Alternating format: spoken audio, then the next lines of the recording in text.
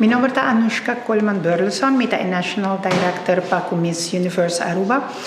Hoje nós vamos visitar o Primeiro-Ministro, senhora Evelyn Wever Cruz, e também nosso Ministro de Cultura e Finanças, senhora Xiomara Maduro. E estava reunião hopi ameno, caminha com nós para intercambiar junto com o Primeiro-Ministro e o Ministro Xiomara e a organização de Miss Universe, também o periodista internacional, senhor Luis Alfonso Borrego de Univision, nos a papia diferente ponto que está, entre outros, empoderar a gente mulher. Nos a papia diferente ponto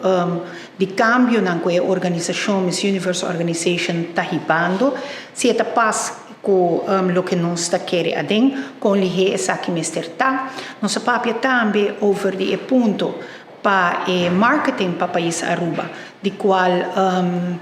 hopi gente não compreende quizás é parte que nos a papia inglês, sendo uma isla que a papia 4 idiomas, nos arranha a oportunidade de parte da organização de Miss Universe Organization para transmitir nos evento para coronar ou escolher nos reina seguinte, que no caso aqui está a senhorita Carol Cruz. Então, para nós é muito importante para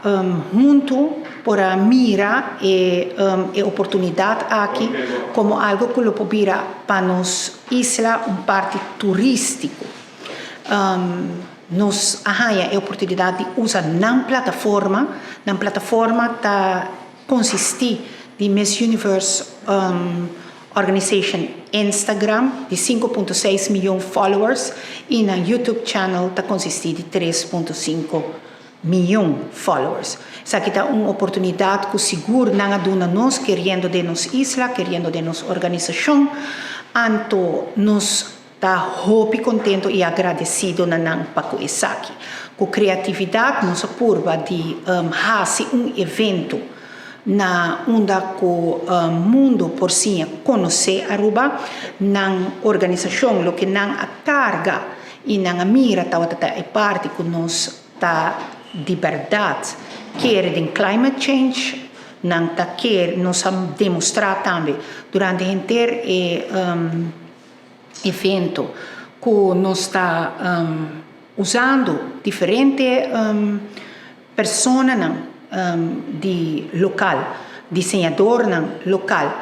que faz uso com isso aqui de mente para criar evento máximo. So, pouco a pouco, nós seguimos crescer. É uma organização nova, é uma organização que tem gente jovem, que tem gana de crescer, que tem gana de dar parte da ideia e junto com outro que já tem experiência, nós estamos criando balance para isso aqui.